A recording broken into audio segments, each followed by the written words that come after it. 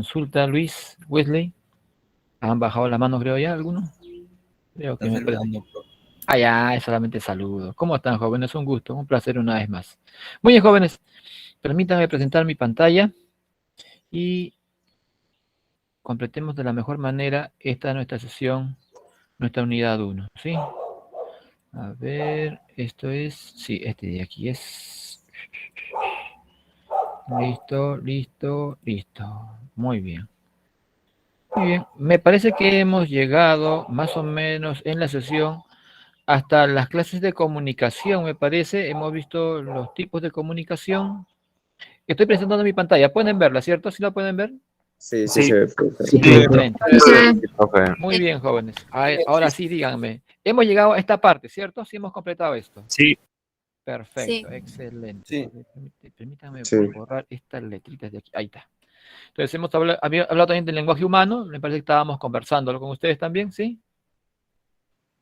Y en todo caso, de este tema, quizás podría en todo caso incidir en algo, ¿no? Para poder ubicar más o menos la idea de la doble articulación, que es justamente la parte más puntillosa de esto, ¿de acuerdo? Primero, recordando, el lenguaje es una facultad humana, ¿de acuerdo? Y en otras palabras, nacemos con la capacidad.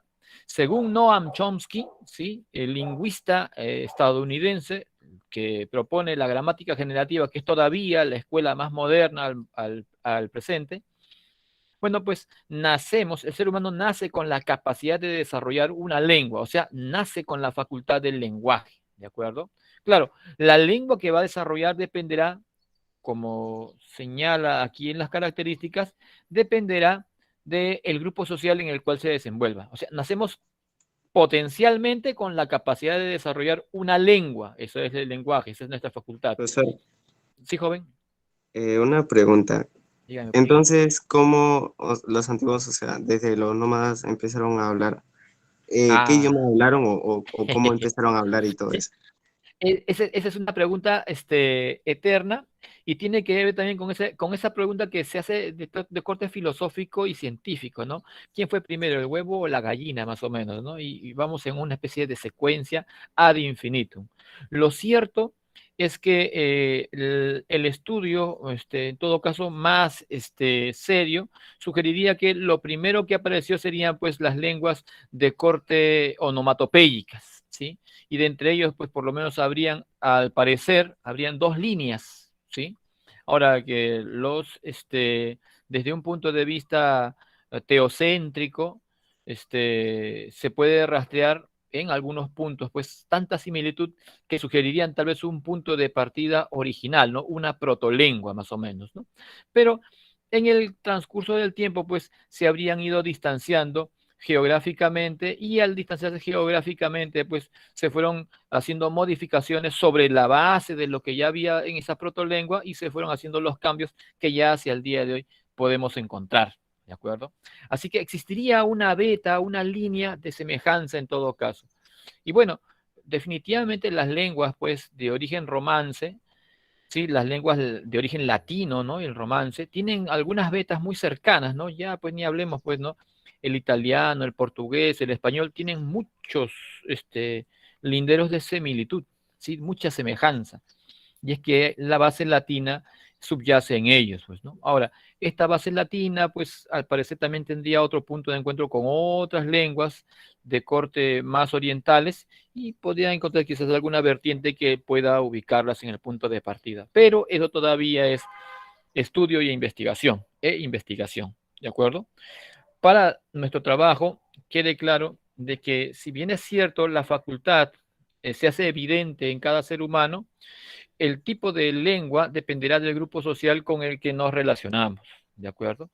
Tal el punto que si una persona nace limeña, ¿sí? Va a hablar un español de un dialecto limeño. Si es trasladado, pequeño, él, pequeño, ¿sí? Pequeñito infante, es trasladado a Piura, hablará también el castellano, por supuesto, pero con la marca y el dejo propio de la zona, ¿no? Y si lo llevamos, en lugar de llevarlo a Piura, lo llevamos a Pucallpa, desarrollará la marca y el dejo propio de la zona.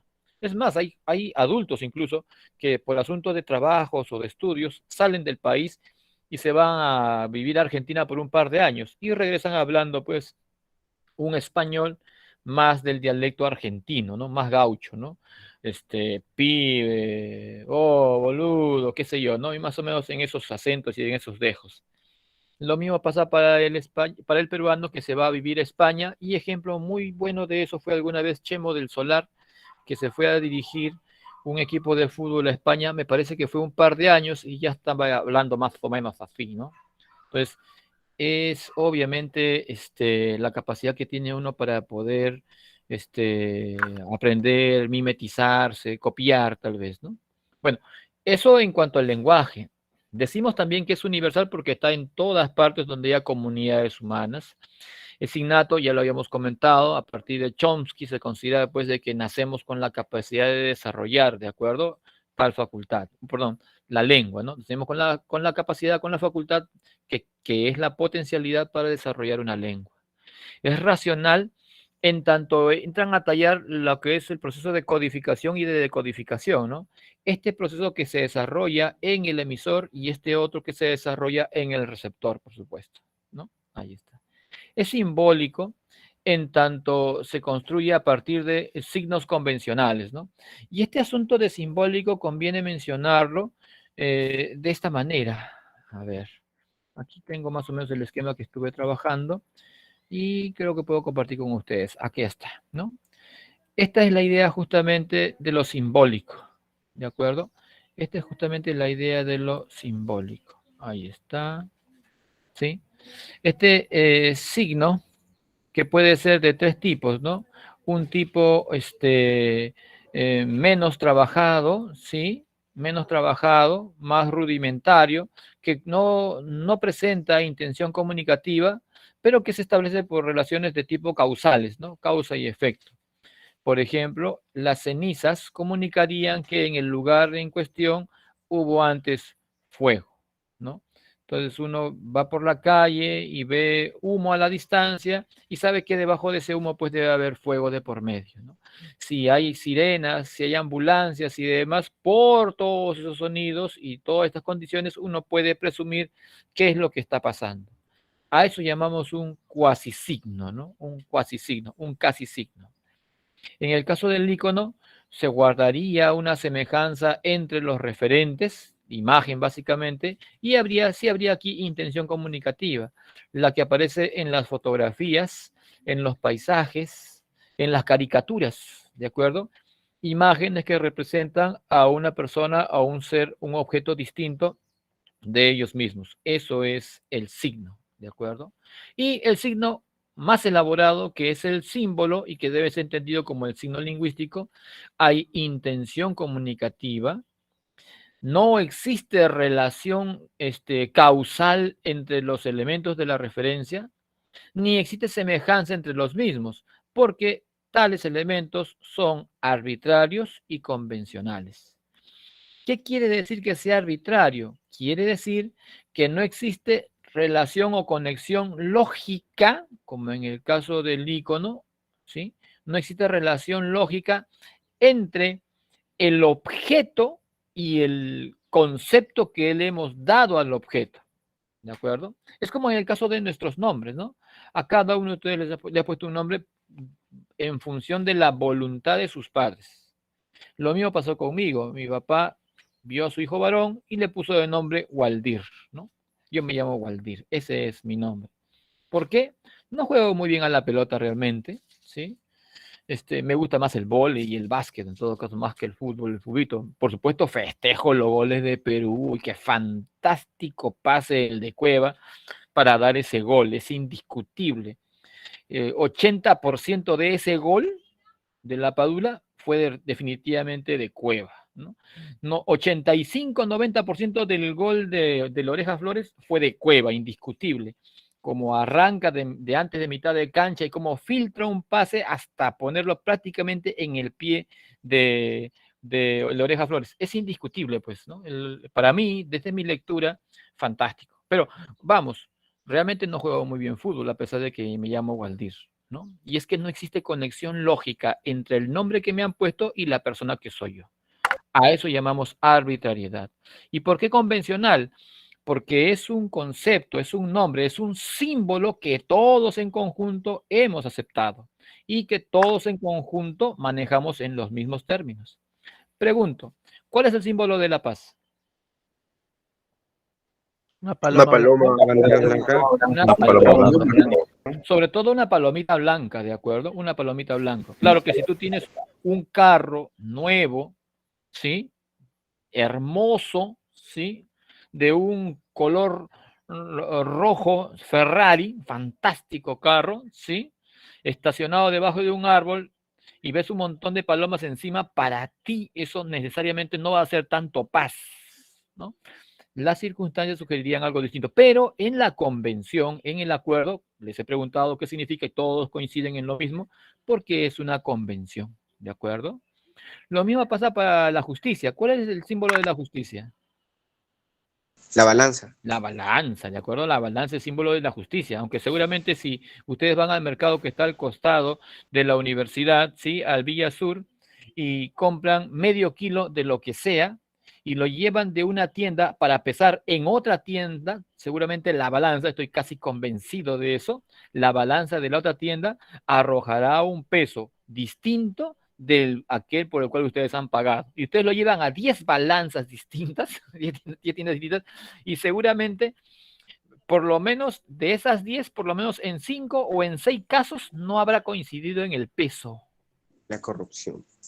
Bueno, eso no es propiamente corrupción, pero es un asunto paradójico, sí, paradójico respecto de haberle asignado a la balanza la idea de ser símbolo de aquello que no es prácticamente en la práctica, en la vida real, pero eso lo hemos aceptado. Una más, chiquitita nada más ahí. ¿Cuál es el símbolo de la amistad? Un abrazo. Para pista, es un mamífero cuadrúpedo. El perro. ¿Te das cuenta? Coinciden. Nadie dice el caballo, el tigre, el jaguar, el león, no, el perro. Símbolo de la amistad, ¿de acuerdo? Es más, es símbolo de la lealtad, incluso. La cosa cómica es esta, que cuando un varón es infiel a una dama, la calificación que le dan, señoritas, es la de Perro. lo califican de perro. En la práctica, prácticamente, digamos que le dan un valor totalmente opuesto a la que corresponde con el símbolo. ¿Por qué ello? Porque el símbolo definitivamente es arbitrario, no guarda relación definitivamente en lo lógico, en lo real, no hay relación alguna entre el objeto al que se hace referencia y el concepto, la palabra que uso para referirme a él. ¿Se entienden esas dos ideas? Uno es el objeto y otro es el nombre que le doy al objeto. No son lo mismo. Entonces, ese nombre justamente es un nombre arbitrario. Ese es el símbolo, ¿no? El nombre justamente es el símbolo. Vuelvo nuevamente a mi PPT. Y ahora sí, respecto de esta doble articulación, ¿de acuerdo? Respecto a esta doble articulación, decimos que el lenguaje humano es doblemente articulado. Esta propuesta la da André Martinet, ¿sí? André Martinet sugiere que el lenguaje primero tendría un primer nivel de articulación. ¿A nivel de qué? A nivel de elementos con contenido o significado. A estos elementos con contenido o significados lo llamamos morfemas. Y la palabra panaderos que se presenta aquí ha sido separado en este caso por cada uno de sus morfemas, ¿de acuerdo? Y lo puedo demostrar, ¿no? ¿Cuál es el contenido de este primer elemento? Pan, bueno, es un sustantivo, es un alimento, ¿no? Procesado, harina, horno, bueno, pan. El siguiente elemento que quiero mencionar yo con ustedes es este otro, miren acá bien, miren. Esta S sola es una consonante, pero en la palabra panaderos, ¿qué contenido, qué información da esta S? Dígamelo, por favor, usted lo sabe. Son Plural. varios. El número plural, maestro, así es. Ese es el contenido de la S. Si pongo la S aquí delante, definitivamente no tiene ese dato. Pero si lo pongo al final de esta palabra, definitivamente tiene esa información. Por eso es que la hemos separado, porque esta S solita es un morfema. Es una consonante, profe. Bueno, aislada es una consonante, pero en una palabra y en el análisis morfológico está actuando como un morfema. Morfema de número plural. Ahí está. Esta O también tú ya la sacaste ya en One, no tengo que preguntar, tú lo sabes, pero por las dudas lo voy a hacer para conocimiento general. ¿Qué información me das? ¿Masculino? Masculino. Bien, maestro. Masculino. Género masculino. ¿Te das cuenta? Cada elemento informativo con contenido es un morfema. Y no confundir los morfemas con las sílabas, porque si separásemos la palabra panaderos en sílabas, tendría panaderos. Y la sílaba ros no tiene ningún contenido. La sílaba ros no tiene contenido alguno, no es morfema. La S, morfema plural, tú lo has dicho. La O, morfema de género masculino, tú lo has dicho. Pan es el lexema, la raíz. Y ya te has dado cuenta que ad y er son morfemas derivativos sufijos. ¿Y qué significa er? Tú ya lo sacaste, yo solamente lo comento por asunto de velocidad nada más. El sufijo er, ero, era, básicamente es base de la función, labor u oficio. Así, el relojero es quien arregla relojes. El zapatero es el que fabrica o arregla zapatos. El verdulero es quien vende verduras. El panadero es el que produce o vende pan, ¿no? Ese es el ¿de acuerdo? Ahí está Y ad, profesor, ese ad tú lo vas a encontrar en todas partes y todo el tiempo. ¿Sabes por qué? Porque ese ad, el ado, el ido, son fundamentalmente morfemas derivativos sufijos de participio y que se emplean justamente para señalar adjetivos, ¿no? Y también sustantivos, pero sobre todo adjetivos. Mire usted aquí, de utilizar, utilizad dos. De enseñar, enseñad dos. ¿Sí? De comunidad, bueno, ahí no, comunidad, pero de articular, articulados. ¿Sí? Para lavar, lavados, para corregir, corregidos, para soñar, soñados, y todos los ad que vayan apareciendo están actuando para señalar participio. Así que también los hemos separado por esa carga informativa. Esta es la primera articulación.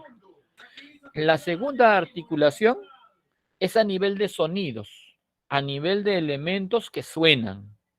Aquí, por ejemplo, en la palabra panaderos suena la P, correcto, hay que separarlo, suena la A, suena la N, suena la A, suena la D, suena la E, y colocamos la tilde porque en fonemas se registra también la marca del acento siempre, al margen de cómo termine la palabra.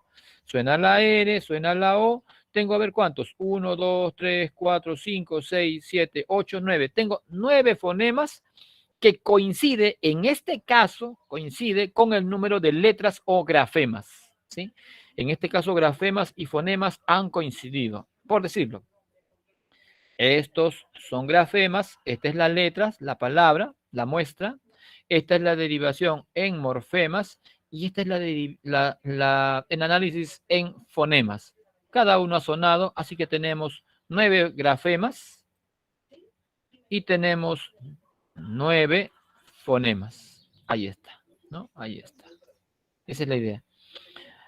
Profe, pero eso es normal. No, no es normal, ¿no? Puede pasar algo distinto. Como en el caso de la palabra chiquillos. Si separo en letras, en grafemas, tendría, a ver, 1, 2, 3, 4, 5, 6, 7, 8, 9 y 10. Tengo 10. En chiquillos tengo 10 grafemas, 10 letras, ¿de acuerdo? Pero si lo que quiero hacer es separar en fonemas, tengo menos realmente en este caso. ¿Por qué motivo? Porque la che es un solo fonema. Luego la I, que sí suena. Nadie escucha la U, porque la U no suena, así que la U no la cuento. Es parte del fonema de la K. La I sí suena.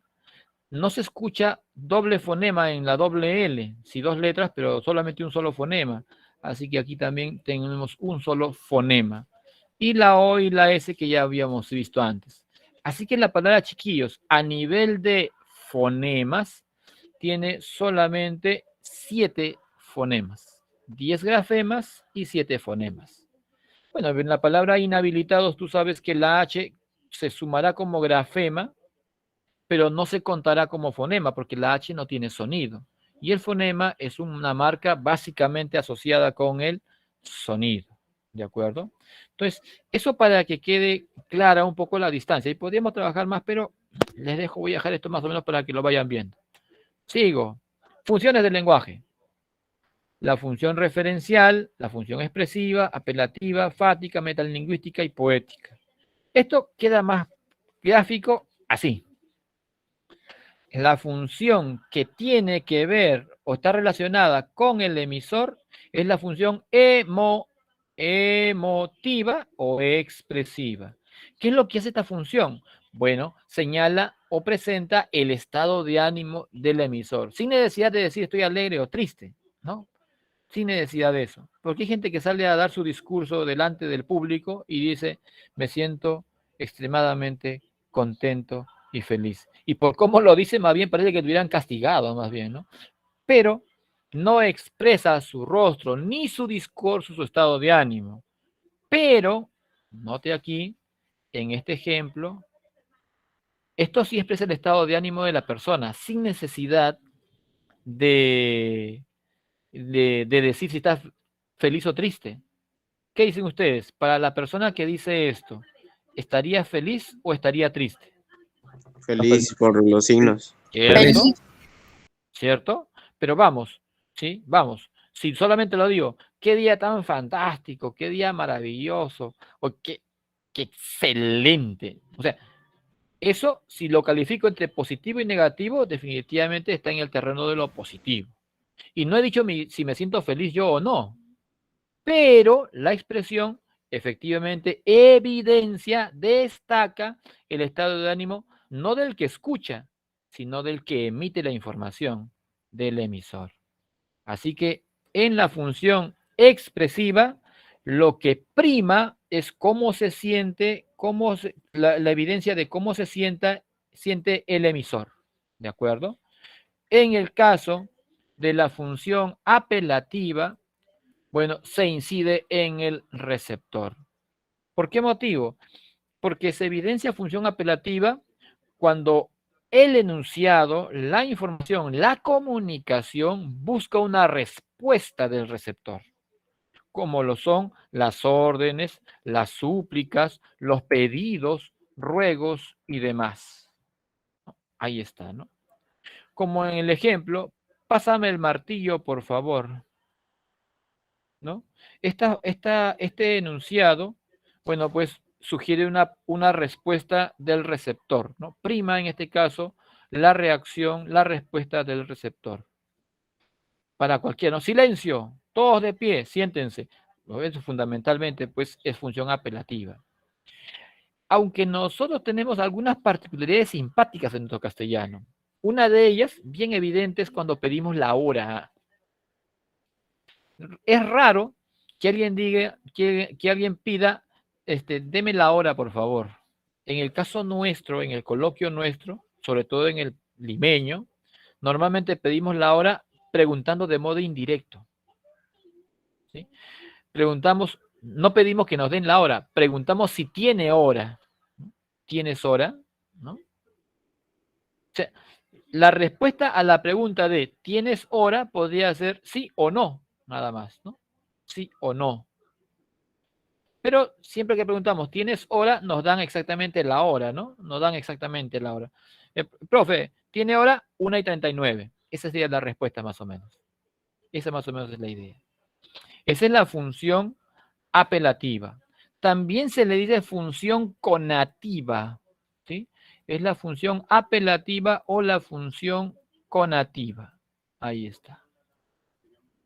Ahí está. ¿De acuerdo? Sí. Y la función que está asociada con el referente, y ustedes se acuerdan que cuando hemos conversado de esto el día martes, habíamos quedado que en el referente es el tema o asunto que es objeto del mensaje o de la comunicación. Ese es el referente.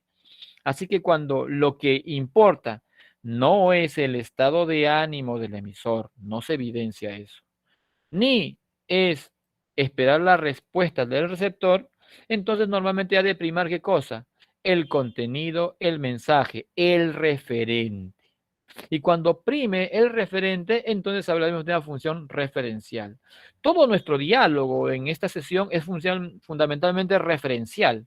Puede ser que hagamos alguna broma, algún chiste, alguna expresión más o menos a modo de ejemplo, pero todo ello está abocado a centrarnos en el contenido de la sesión del día de hoy. Así que lo que uso fundamentalmente es función referencial, representativa o también función denotativa.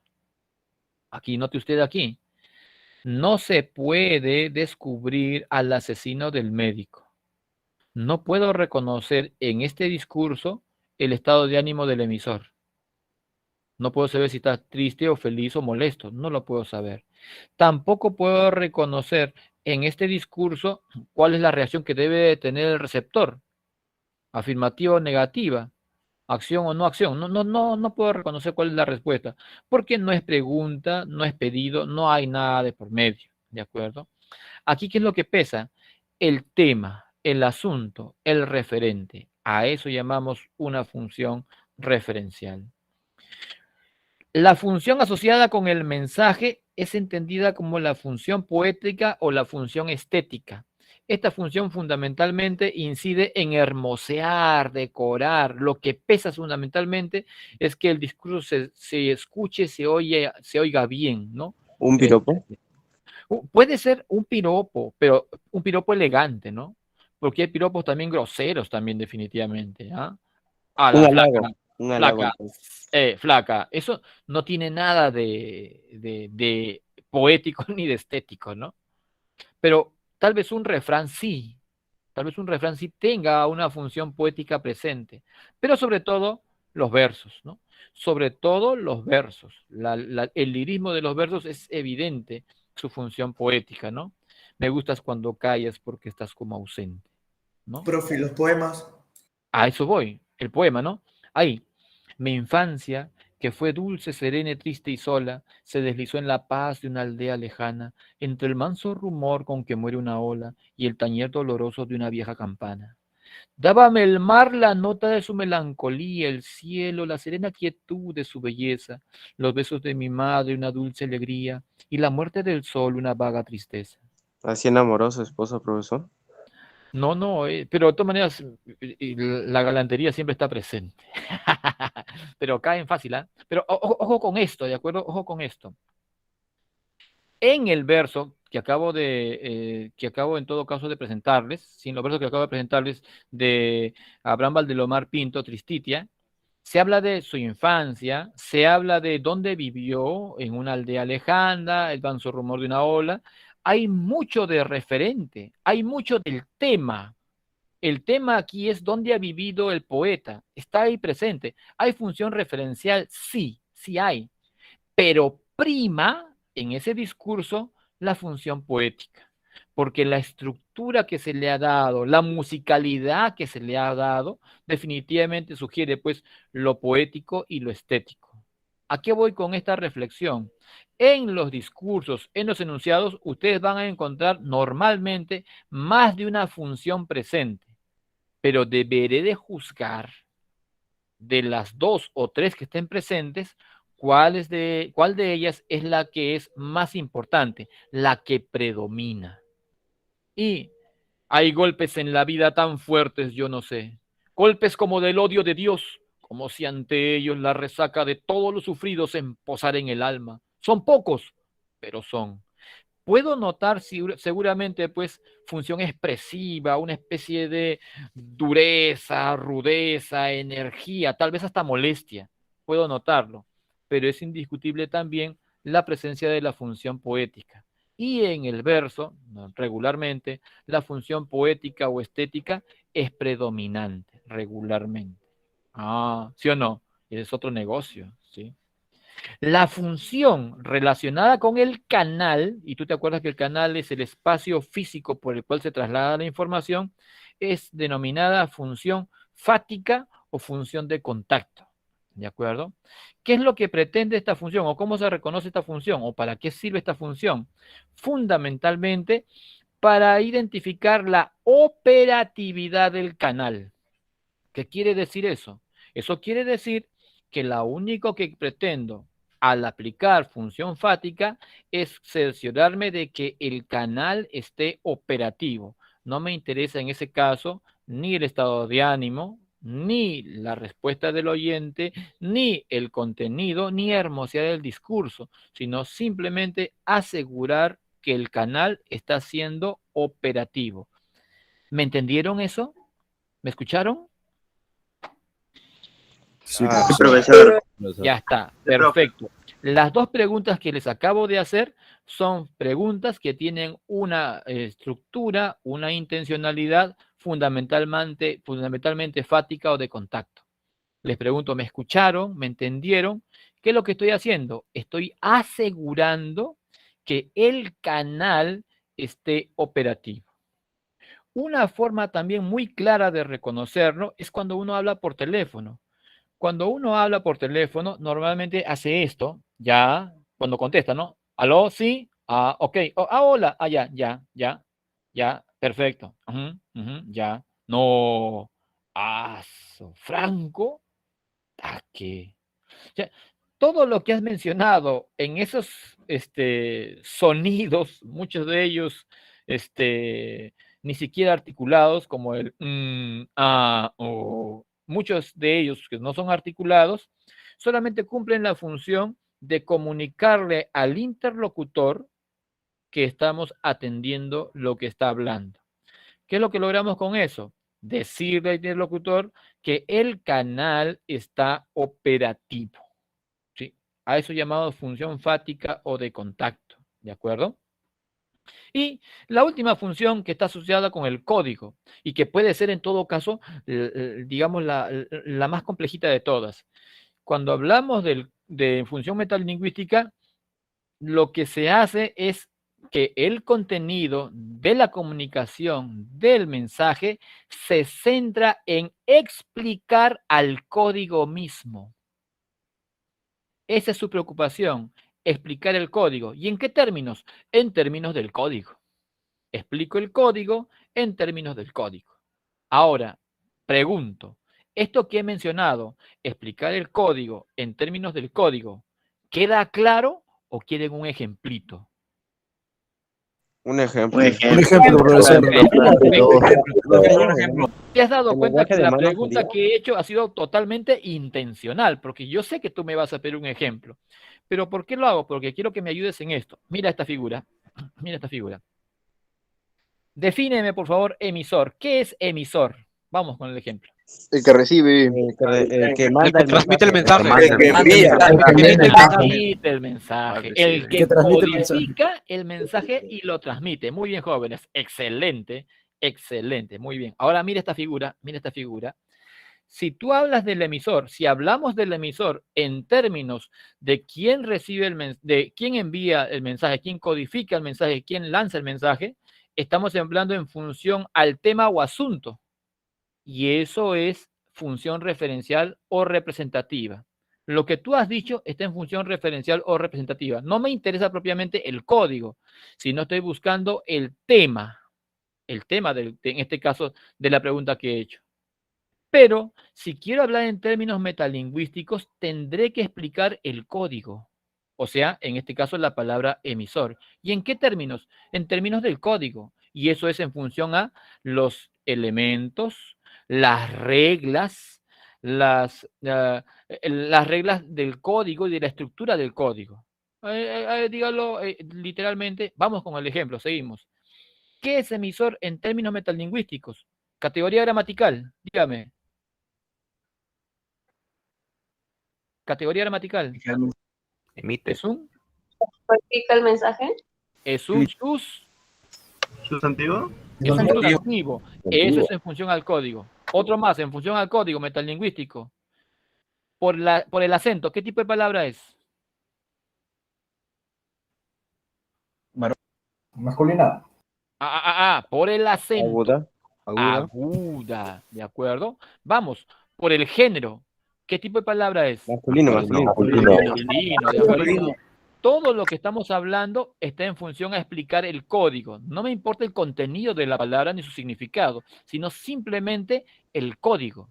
La palabra emisor es un sustantivo trisílabo, agudo, no tildado porque termina en consonantes distintos de NS. Todo lo que les he dicho está en términos del código mismo. Estoy usando el código para explicar al código mismo. ¿Les quedó más claro o quieren otro ejemplito? Con confianza.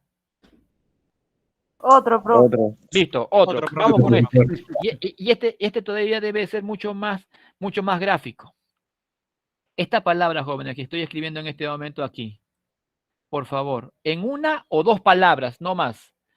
En una o dos palabras, dime. Tu impresión, dime. A ver. En una. Ya, vamos, en una. Sentimiento. Sentimiento. Excelente, sentimiento. Traición. ¿Perdón?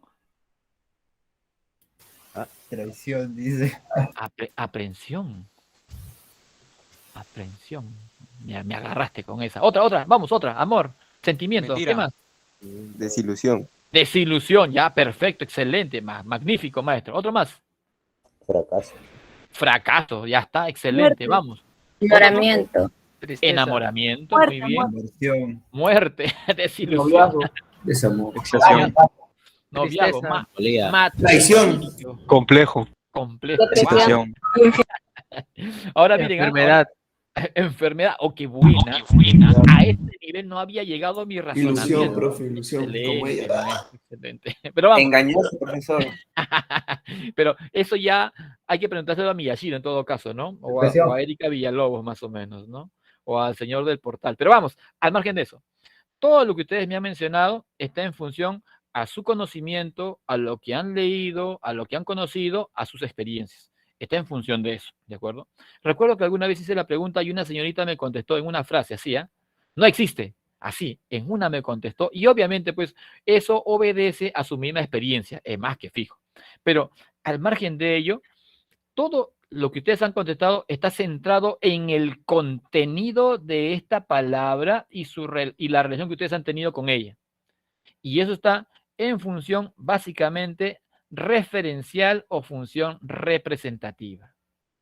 Si quiero explicar esta palabra en términos metalingüísticos, tendría que decir cuál es la categoría gramatical, el tipo de palabra por el acento, la estructura de la palabra, porque esta palabra es el código. Y para hacerlo uso términos del código. Uso el código para explicar el código, decimos. ¿Y cuáles son los términos del código? Bueno, pues la gramática. Son fundamentalmente los términos que estudia el código. Así que en términos metalingüísticos, amor es una palabra de 2 sílabas con 4 letras que tiene una sílaba libre y otra trabada, que tiene un acento prosódico porque al ser una palabra aguda carece de tilde por la terminación en la consonante R, es un sustantivo abstracto. Todo lo que les he dicho ya no tiene que ver con la definición, el contenido, ni mi apreciación respecto de esa palabra o de ese concepto, sino estrictamente en función del código. Ahora sí, ¿quedó más claro? Claro como el agua, profe. Sí, profesor. Probémoslo ahora. Probémoslo. Sí, profe, Vamos a claro. probarlo. Ahora, pregunto, en términos referenciales, ¿ah? En términos referenciales, dígame qué es mensaje. Lo que transmite. Ya, Contenido perfecto. del emisor al receptor. Perfecto. Excelente. Excelente. Todo eso está en función a lo referencial. Excelente. Ahora viene la prueba y la demostración. ¿De acuerdo? Esta palabra mensaje, en términos metalingüísticos, por favor. Dígame.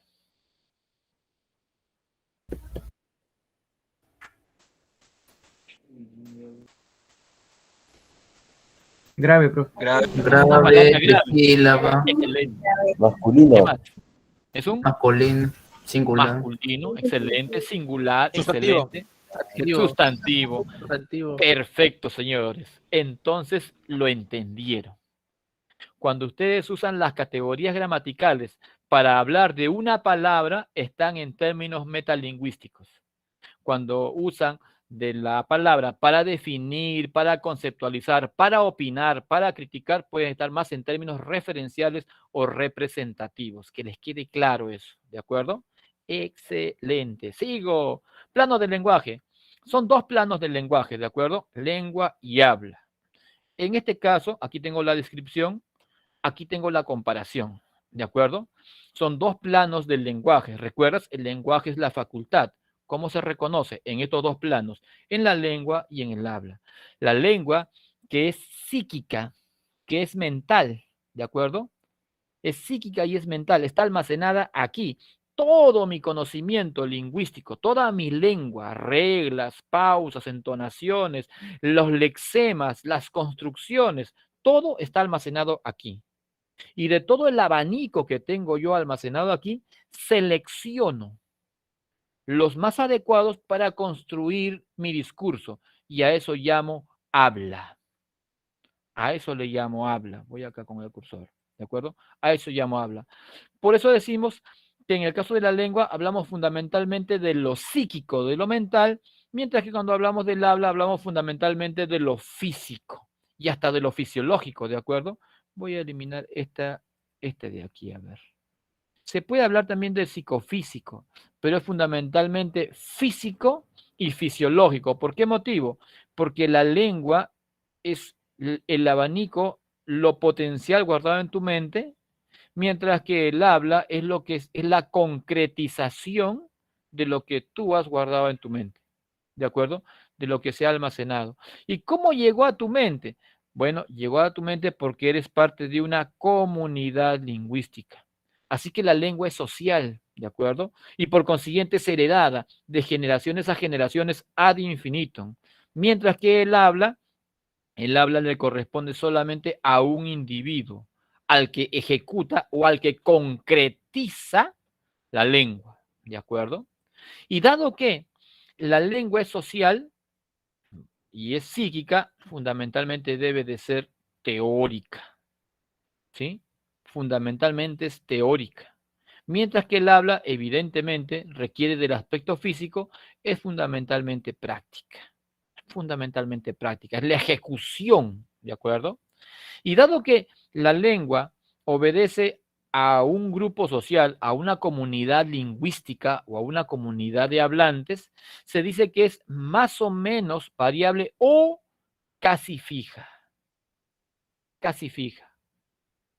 ¿Por qué casi fija? Porque para que podamos comunicarnos la comunidad de hablantes necesitamos de que cada concepto sea entendido perfectamente por ambos bloques, por el emisor y por el receptor, ¿de acuerdo? Por todos en conjunto. Así que no puede haber cambios permanentes, debe haber una especie de constancia en el contenido de las palabras, en la forma de las palabras, en la estructura de la lengua, ¿de acuerdo? De aquí que justamente no se pueda percibir casi cambios, ¿de acuerdo? En esa idea de la idea de casi fijo, pero casi no quiere decir totalmente fijo. ¿Por qué motivo? Porque, si bien es cierto, eso pasa durante un tiempo determinado, cuando ampliamos el tiempo y hacemos una evaluación en función a 2, 3, 4 generaciones, 300, 400, 500 años, nos damos cuenta que la palabra o la lengua no ha permanecido constante sin cambio en esos 400 o 500 años, sino que han habido variaciones. En algunos casos se han perdido conceptos, se han perdido significados, se han modificado estructuras y en algunos casos, incluso simpáticos, el significado de una palabra ha cambiado por completo. Es fantástico. Por eso decimos casi fijo, pero ¿cómo cambia? Bueno, en mucho tiempo.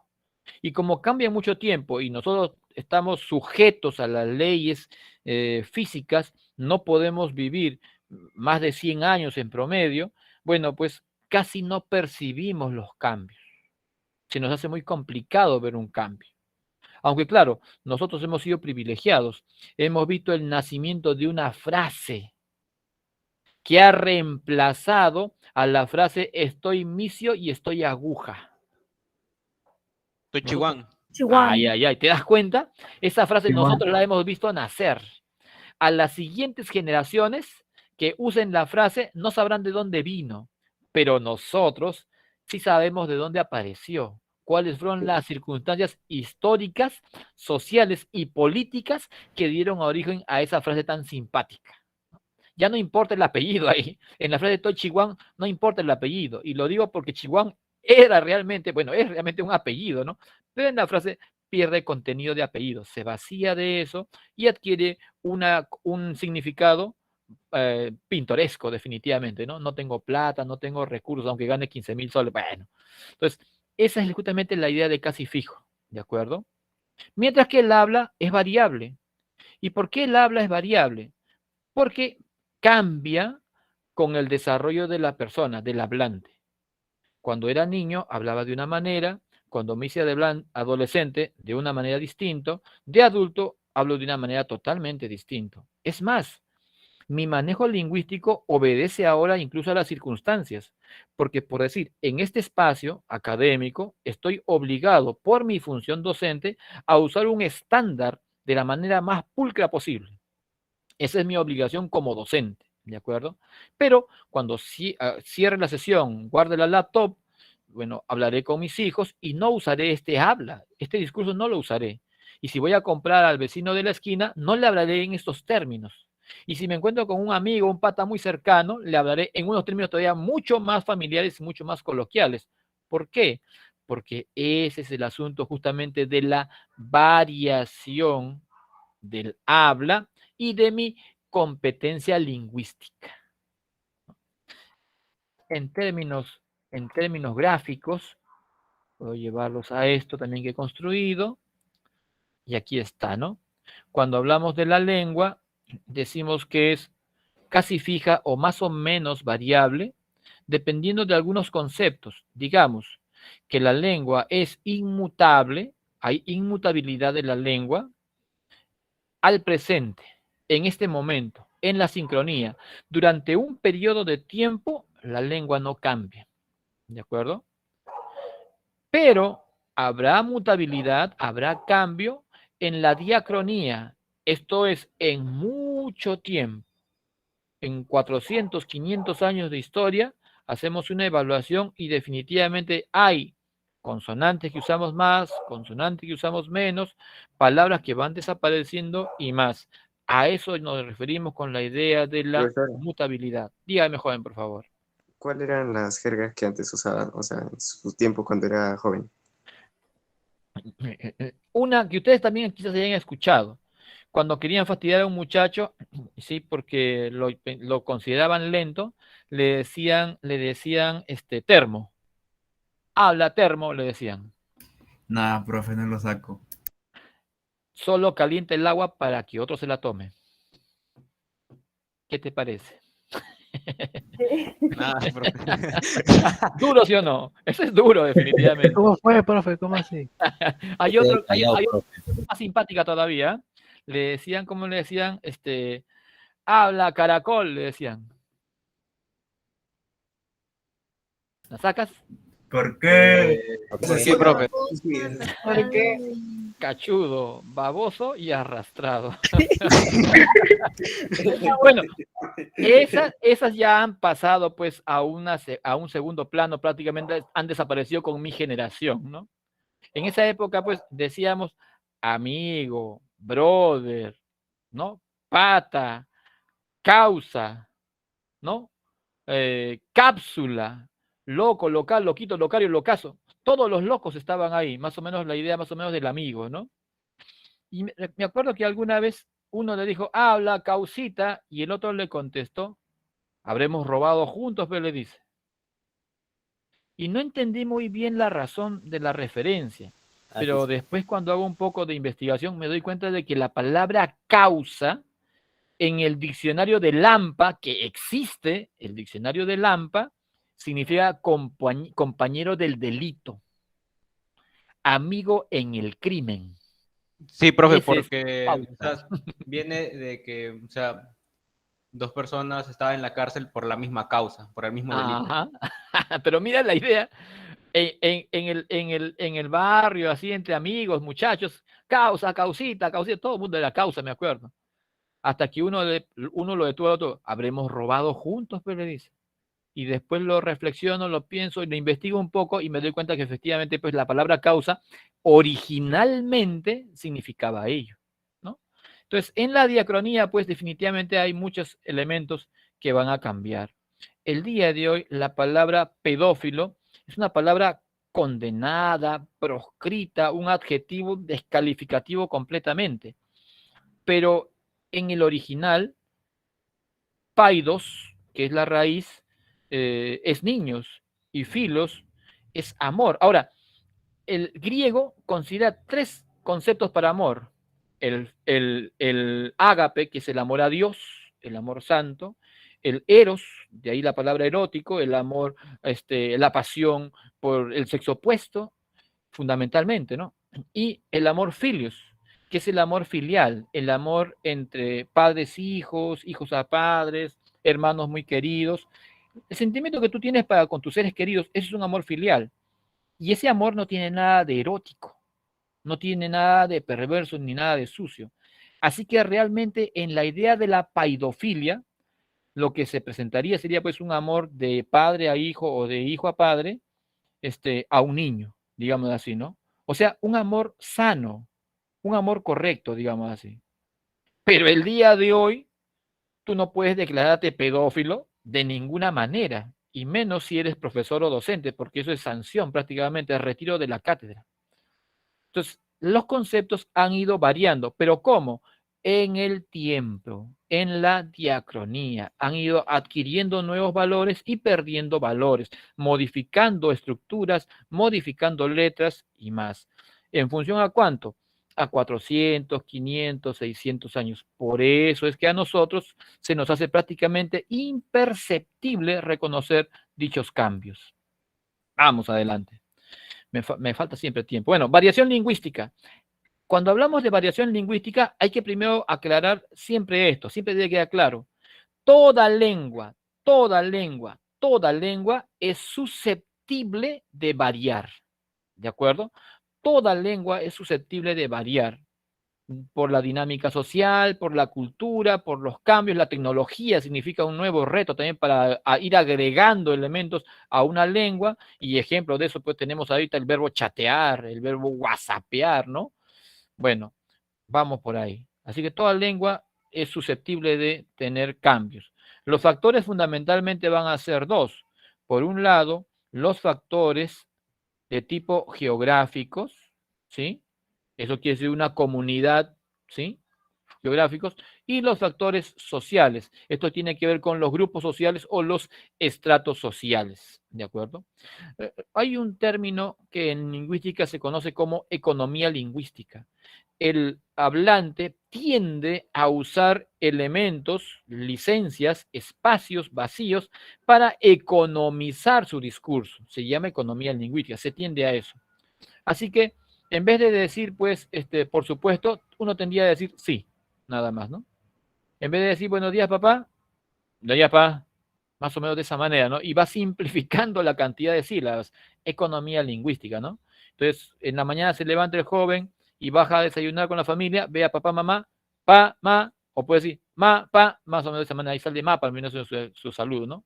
Es más, rápido, ma, pa, yes, ma, pa, yes, y salió más o menos su mamá, papá, muy buenos días, más o menos, de esa manera. Economía lingüística.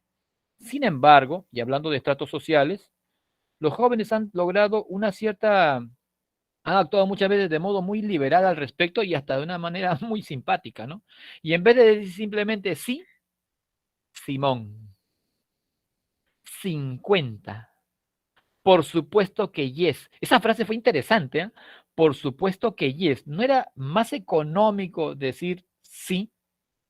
No, prefieren decir por supuesto que yes. 50. Y evidentemente es un quiebre contra la regla, ¿no? El joven definitivamente es creativo, normalmente pues es rebelde, la norma la busca para quebrarla, para romperla, tiene una voluntad muchas veces interesante en ese sentido y le da obviamente pues frescura a la lengua. Vamos, en ese sentido, los cambios que se desarrollan a nivel geográfico son conocidos como dialecto. El dialecto es una variación geográfica o regional, ¿de acuerdo? A este dialecto también se le conoce como variación diatópica, que viene de la raíz topos, topos es tierra, ¿no? Es una variación geográfica, ¿de acuerdo? ¿Qué quiere decir? Que todo un grupo de hablantes de una región, bueno, pues desarrollan un lenguaje, una lengua, por decir el castellano, con un sonido muy particular, como en el caso piurano, ¿no? Ah, cosita, oh, paisita. ¿Los acentos? Ah, el acento, el dejo, ¿no? El acento o el dejo, ¿no? En el caso pucalpino, más cantado, pues hoy, ¿no? Entonces, esa es justamente la marca del dejo fonético, ¿no? El sonido. También puede haber aspectos asociados como el caso del morfológico. Un ejemplo nuestro, limeño, de nuestro dialecto limeño, definitivamente es el uso del P. Ese P es nuestro. Lo exportamos hacia las demás provincias, pero es fundamentalmente nuestro. Por eso cuando salimos del Perú y nos vamos a Argentina, a Chile, nos escuchan hablar y sacan automáticamente que somos peruanos. Llegamos a España, a la península, ya saben que somos peruanos y seguramente de Lima, en una. Otro elemento simpático al respecto, para el caso nuestro dialecto limeño, es el uso de diminutivos. Nosotros usamos permanentemente diminutivos para todo. Cevichito, lomito, pichanguita, caucita, chocherita, patita. ¡Ah, Luchito! Pollito. Pollito, un pollito a la brasa, en a lo de Juan, fantástico. Una parrillita en a lo de Juan, fantástico. Pero al margen de eso, que ya nos dio hambre ya, le decimos Luchito, a pesar de que es un señor Luis que tiene más o menos 1,90 m, parece un vikingo trigueño más o menos, ¿sí? Pero le decimos Luchito, ¿no? La Doña Veneno. Ah, ese es Doña otro. Venenito. En Doña Venenito, ahí sí salió el diminutivo, ¿no? Pero dígalo con respeto, ¿no? Dígalo con respeto. Doña Veneno, la señora Veneno, ¿no? Ahí está. Los sándwiches de la muerte. Pero eso más o menos para el caso de ese dialecto a nivel morfológico, ¿no? También hay cambios a nivel semántico, cuando a una expresión le damos más de un significado. En un lugar propiamente le dan un contenido y en otro lugar le dan otro contenido, ¿no? De eso tenemos varios ejemplos, ¿no? Uno bueno puede ser la palabra papaya. La palabra papaya, para el caso nuestro, bueno, pues fundamentalmente es una fruta. Coloquialmente nos podemos referir tal vez a la cabeza de la persona, ¿no? Más o menos la idea, ¿no? O nos podemos referir a algo que es simple, fácil, ¿no? Eso como está, papaya, ¿no? O sea, está, ¿cómo le? Easy, ¿no? Easy, más o menos, ¿no? Papaya. Piña. O piña también, ¿no? Aquí piña de mala suerte, ¿no? Salado, ¿no? O sea, que mala, piña, ¿no? ¿No? Como habla la señorita Cayo, ¿no? Piña, más o menos, ¿no? Pero piña en otro lugar, pues, puede significar simplemente una fruta. Ahora aquí va una cosa simpática para el caso del comentario, ¿no? Un limeño viaja a Ecuador y en la casa donde se ha alojado hay un jardín, ¿sí? Un huerto, hay frutas y hay en la mitad del huerto un árbol de papaya que tiene el fruto, ¿sí? Y que está tomando color. Está hermoso, está fantástico.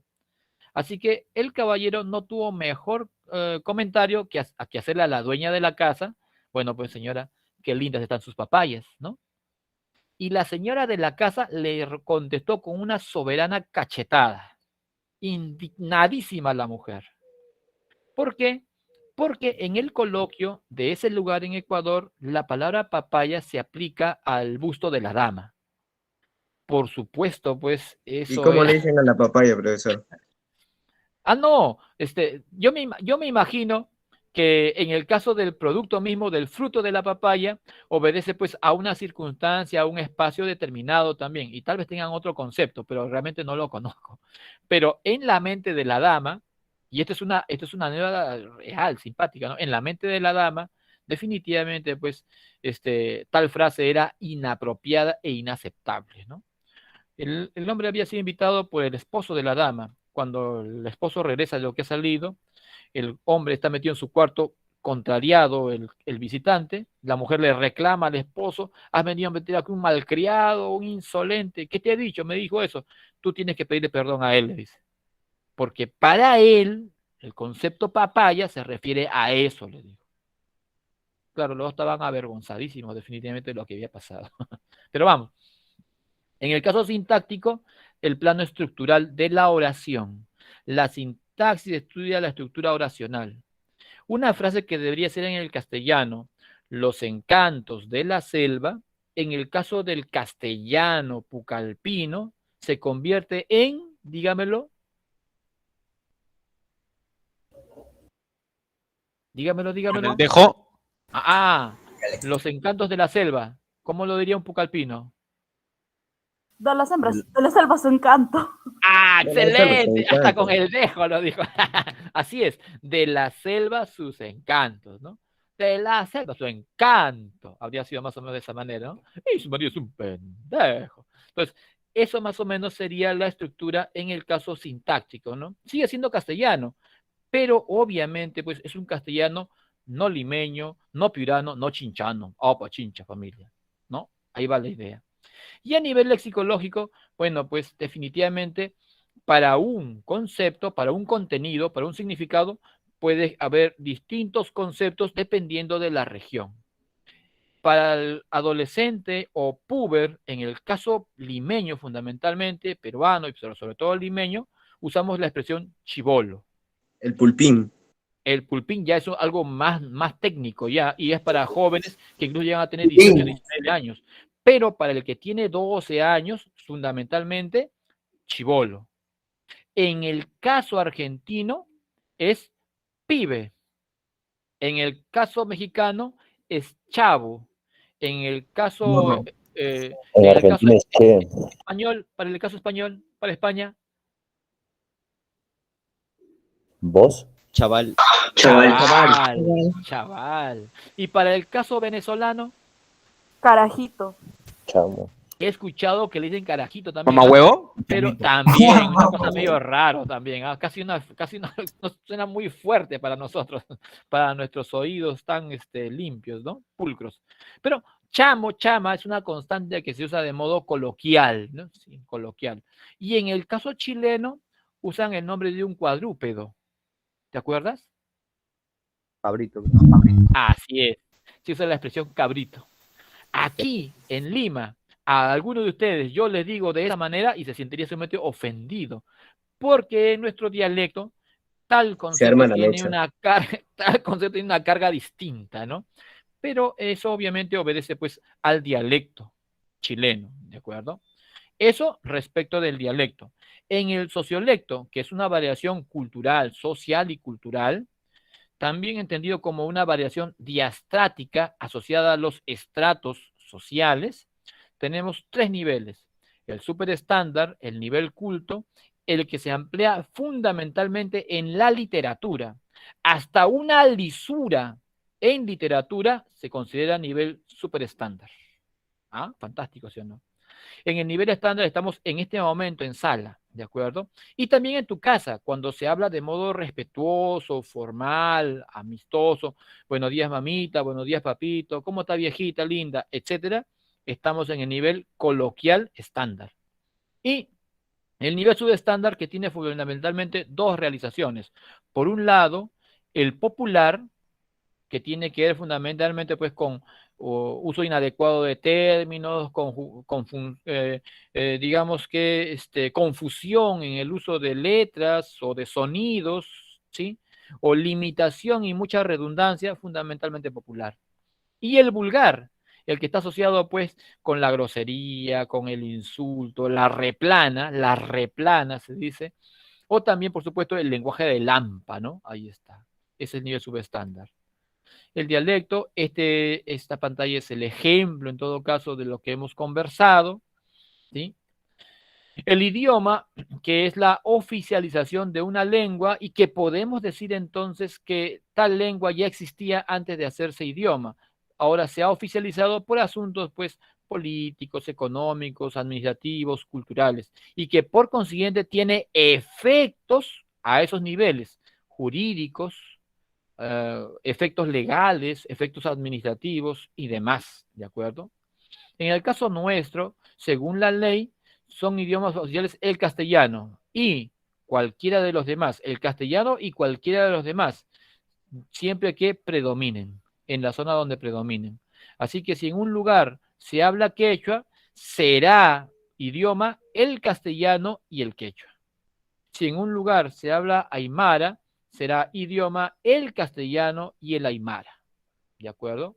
Si en un lugar se habla el huitoto, será idioma el castellano y el huitoto. ¿De acuerdo? Eso para el caso de el artículo 48 de nuestra Constitución del 93 que se quiere modificar, ¿ya? Y hacer evidencia de que esta frase es redundante. Ustedes se han dado cuenta, yo lo comento nada más, ¿de acuerdo? Esta frase en sí misma es redundante, porque no existe idioma que no sea oficial, porque todo idioma es la oficialización de una lengua. Sin embargo, así aparece en la Constitución, ¿eh? Esto para la parte teórica. Muchas gracias. Ahí está. Y ahora entremos a la parte práctica, con violencia, ¿de acuerdo, jóvenes? Perdón por las demoras. Ustedes deben estar seguramente con hambre ya en este momento. Yo también, ¿ah? Yo también, pero vamos, completemos esto, jóvenes. Acompáñenme, por favor, todavía un poquito más. Ahí está.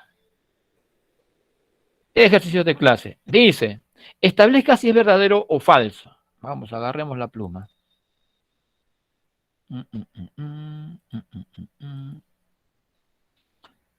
Aquí está. ¿Qué dicen? ¿La comunicación animal solo es instintiva, verdadera o falsa? ¿Verdadero? Falso. Verdadero. Verdadero. Solo es instintiva la comunicación animal. Y si es instintiva la comunicación animal, bueno, no puede ser beso ni dedo, ni puede ser casa, mi respuesta. O es avión o es enfermo. El siguiente dato debe de aclararlo. La palabra comunicación deriva del latín comunicare. ¿Verdadero? Verdadero, así es. Y si es verdadero, entonces la respuesta debe de ser amor. Ya. Avión. La A. Amigo. Ahí está. Amigo también, ¿no? Ahí está. Agronomía. Ahí está. Listo, excelente, ¿de acuerdo? Ahí está. Podemos corroborar lo demás, ¿no? La codificación y la decodificación son procesos estrictamente físicos, falsos, son procesos psíquicos, son mentales. La siguiente, el sistema Morse es un sustituto del lenguaje. El sistema Morse, el sistema de signos de sordomudos, ¿sí? El sistema Braille son sustitutos del lenguaje, ¿de acuerdo? Y eso es verdadero, correcto en la letra A. Cuando la comunicación es visuográfica, para que sea visuográfica, tiene que poder ser visible y gráfico. Así que aquí estamos hablando de las letras escritas. Estamos hablando de letras escritas. ¿El emisor cómo se llama entonces? Escritor. ¿Lector? Escritor. El emisor es el escritor. Así que esto está mal y efectivamente es falsa la respuesta. Siempre la respuesta es la letra A. Otro. En el enunciado, ¿quién es ese que oscurece el consejo con palabras sin sabiduría?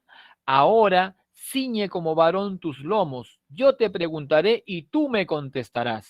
Ahí está. Predomina la función Poético. ¿Apelativa? Excelente, excelente. Mira, ¿hay verso de por medio? Sí lo hay, no hay nada que hacer. ¿Hay presencia de una función poética? Sí la hay.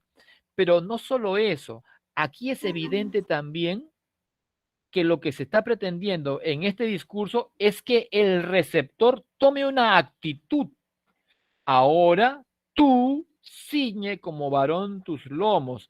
Ahora pues fájate bien, ¿no? Espérame seguro, porque yo te preguntaré y tú me vas a contestar. Entonces, ahora lo que se está haciendo es fundamentalmente lo apelativo. Así que entre los dos, la que prima definitivamente es la apelativa. Aquí hay presencia de ambas funciones, pero prima la respuesta del receptor. ¿Sí? El texto es simpático. Tú te has dado cuenta que es Biblia, ¿de acuerdo? Es el libro de Job. Job se ha estado quejando con sus amigos y llega un punto en el cual Job le dice a sus amigos, ay, pero yo soy honesto y yo soy justo y yo soy bueno y no tengo por qué sufrir todo esto. ¿Quién me diera a mí estar delante de la presencia del Altísimo? Yo le preguntaría y él me contestaría, dice, ¿no? Y aparece en ese momento, dice, desde un torbellino la voz de Dios, ¿quién es ese que oscurece el consejo con palabras sin sabiduría? A ver, ¿quién es ese que se cree santo? Que se presente aquí. Eres tú. Ahora pues, ponte bien, valiente eres, ¿no? Ahora quiero verte como varón. Afiánzate bien, porque yo te voy a preguntar y tú me vas a contestar. Fantástico. Y las preguntas que vienen después, mejores todavía. Excelente, Job. Me encanta. 3. Establezca si es verdadero o falso los siguientes enunciados. Ahí está, ¿no? A ver, 1. El código Morse sustituto del lenguaje. Verdadero.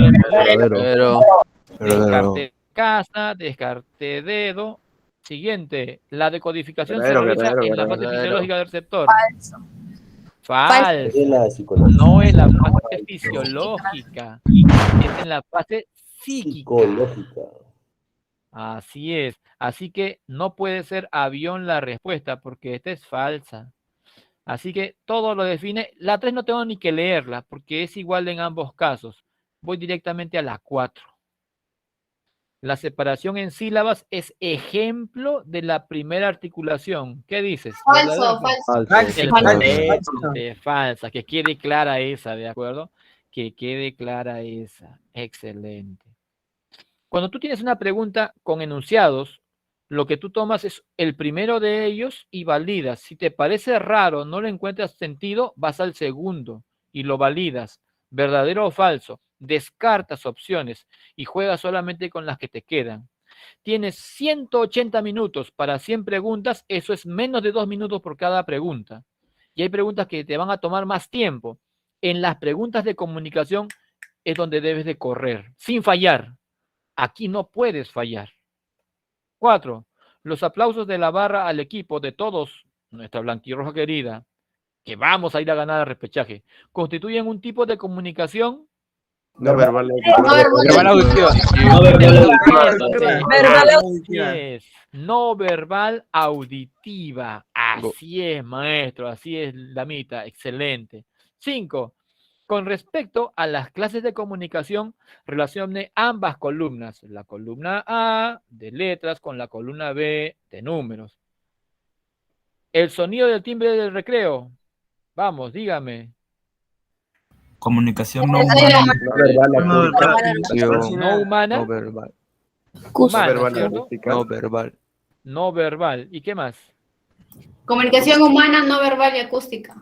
Excelente. No verbal y acústica. Eso es la clave 3, ¿no? 3. A3. Y si es A3, aquí tengo 3 posibilidades. Lo demás es imposible. La B define todo, porque son distintas las posibilidades. Una carta para el abuelo. Vamos. Comunicación humana, verbal, visual. Verbal y visual. Comunicación humana. No verbal, visual, no verbal. Humana, verbal y visual.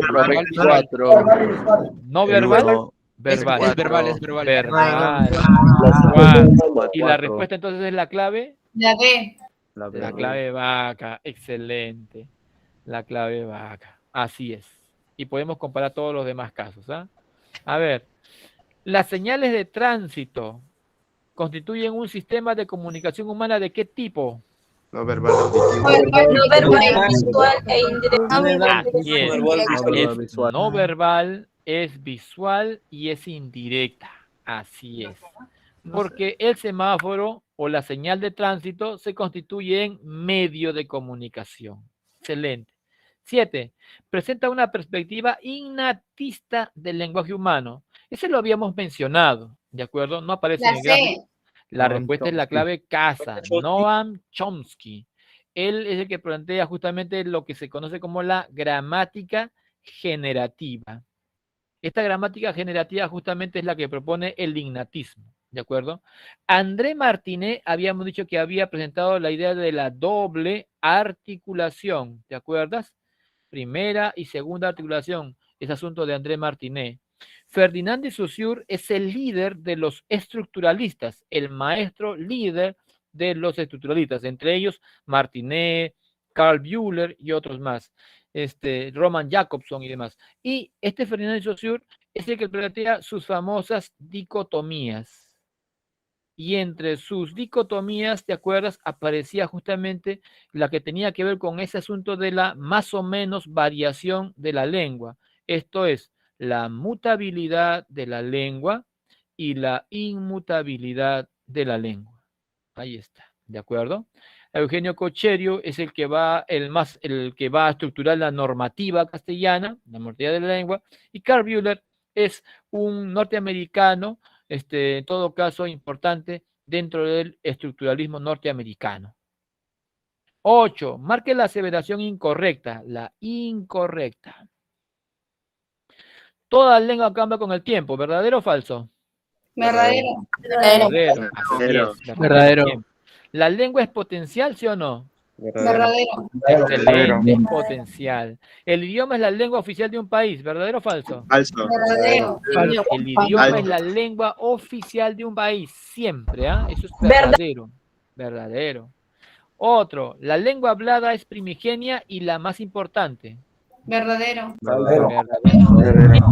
La lengua que se habla es la anterior, es anterior a la escrita, siempre, es la primigenia, ¿de acuerdo? Y es el punto de partida para todo lo demás, así que es la más importante. Luego la respuesta es la clave enfermo. ¿Qué me dice? El grafema o la letra es la unidad de estudio del lenguaje articulado. Aquí tendría que ser el sonido, el fonema, no el grafema. Esta es la falsa, ¿de acuerdo? La incorrecta. 9. Marque la alternativa que presenta enunciado conceptualmente correcto. Aquí vamos por el correcto. La lengua es gráfica porque emplea símbolos acústicos. Bueno, siempre. Falso. Símbolos acústicos. Falso. Este es Falso. definitivamente, ¿no? Falsazo. El quechua no presenta dialectos. ¿Qué dices? Falso. Falso. Toda lengua susceptible de cambio. El habla es la concretización de la lengua. Verdadero. Verdadero. El habla es la concretización de la lengua. Y como estoy buscando la Verdadero. verdadera, la respuesta es la clave casita. Sí. Así es. ¿De acuerdo? Listo. Otro. Vamos aquí. Vamos. Vamos, para que vengan a almorzar. La lengua que permite perennizar el habla por medio de estímulos y cuyas unidades son los grafemas. Recuerda, grafema, gráfica, es la letra, letras escritas, ¿de acuerdo? Letras escritas. O grafías, es ¿Lengua escrita? conocida comúnmente. En Wang, ¿no? Ahí está, es solamente rellenito nada más. Así es la lengua escrita, ¿de acuerdo? 11. Establezca verdadero o falso. El castellano es la única lengua romance de América. Falso. Falso. Falsa. Otra lengua es el portugués. En el Perú el español presenta dialectos. Verdadero. Verdadero. Aquí mi respuesta es falsa y verdadera. Y falsa y verdadera. Lo otro es aburrido. 3. El castellano hablado en Puno es un dialecto del quechua. Falso. Excelente, ¿de acuerdo? Es falso. Si el castellano está hablado en cualquier parte, sigue siendo dialecto del castellano, no puede ser dialecto del quechua. Así que continúa todavía, descartamos la clave dedo, imposible. Todo depende de quién. Bueno, siguiente enunciado, ¿no? Ahí está. El castellano derivó del latín vulgar. Verdadero. Verdadero. El castellano derivó del latín que trajeron los españoles, los soldados, ¿de acuerdo? Del latín de los soldados, el latín vulgar. Verdadero, y la respuesta entonces es la clave amorfo. El lenguaje delincuencial en el Perú lo denominamos replana, sí. El lenguaje delincuencial es la replana. ¿Sí? Ahí está. El lenguaje de Lampa. 12. Establezca la verdad o falsedad. Guagua y bebe son ejemplos de variación diatópica, o sea, de dialecto. ¿Qué dicen? Verdadero. Verdadero. Guagua es quechua. Buena, ¿sí o no? Guagua es quechua. Ay, ay, ay, alalau. Esos son quechua. Muchas veces los usamos de modo continuo en casa porque hay ascendencia quechua en la familia, pero no son castellanos. Eso es quechua, ¿de acuerdo? Así que no hay dialecto, porque son lenguas distintas. Achachau, también. Así es, Brian. Achachau, alalao, ay, ay, ay. Bueno, ay, ay, ay, también me parece. Así que si esto, la 1 es falsa, mi respuesta debe ser avión o vaca, no más. A ver, Kiskiriski. Qué buena. Muy bien, Frank. El castellano, el quechua, el aymara y toda lengua aborigen son idiomas oficiales de Perú. ¿Qué dices? Verdadero. Así es. Si la respuesta es verdadera, la respuesta es la clave, vaca. La respuesta es vaca. Voy a borrar aquí. A ver. ¿Dónde está? ¿Dónde estás? Ahí está. La respuesta es la clave, vaca. Excelente. Sigo. Vamos. Listo. Es un ejemplo de función metalingüística. Vamos, apóyame. Función metalingüística. La D. La D. Dedo. Así es, mi estimado caballero y damita. Excelente. La clave de dedo. Sustantivo acrónimo. En términos lingüísticos, gramaticales. ¿De acuerdo? 14. El enunciado en que no prima la función referencial. La C. La clave casita. Sí. Pregunto, ¿qué función es la que prima en la clave casa? Apelativa. Excelente, maestro. Así es. No hay nada que argumentar. Eso es categórico. Muchas gracias por su paciencia. Perdón por haberles tomado tanto tiempo. Espero que almuercen rico. ¿Sí? Que les vaya muy bien, chicos, chicas. Ladies and gentlemen. Gracias a usted, profe. Que les vaya bien. Hasta luego. Chao, profe. Chao, profe. Chao, profe. Muchas gracias, jóvenes. Chao, chao, chao. Voy a cerrar. Ahí está. Vayan a almorzar ahora sí, jóvenes. Gracias. Cuando subas, se salta al piso. Profe, la grabación. Sí, estoy cerrando.